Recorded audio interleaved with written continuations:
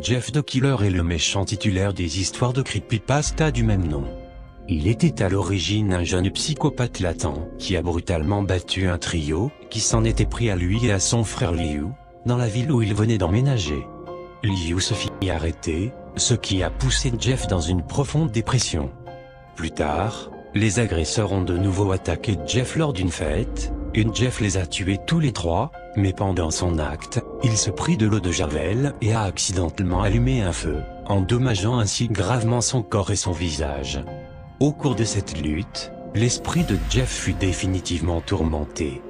Quand Jeff se réveilla, il était dans un hôpital. Quand les bandages ont été enlevés, son visage était devenu livide et défiguré par les brûlures, les lèvres rouges vives et d'une texture coriace. Jeff dit qu'il aimait son visage de cette façon et se mit à rire hystériquement, mais le médecin pensait bêtement que cette folie n'était que le résultat des analgésiques et a laissé Jeff et sa famille, y compris Liu qui avait été libéré, rentrer à la maison. Plus tard cette nuit-là, la mère de Jeff a constaté qu'il avait sculpté sur son visage un sourire permanent, de sorte qu'il n'aurait plus à exercer d'efforts pour sourire, et a brûlé ses paupières afin qu'il puisse toujours voir son visage. La mère de Jeff est allée voir son mari pour lui dire que son fils était devenu complètement fou et avait besoin d'être soigné, mais Jeff les a attrapés et les a poignardés à mort. La mort des parents réveilla Liu, qui dut affronter son frère, en vain.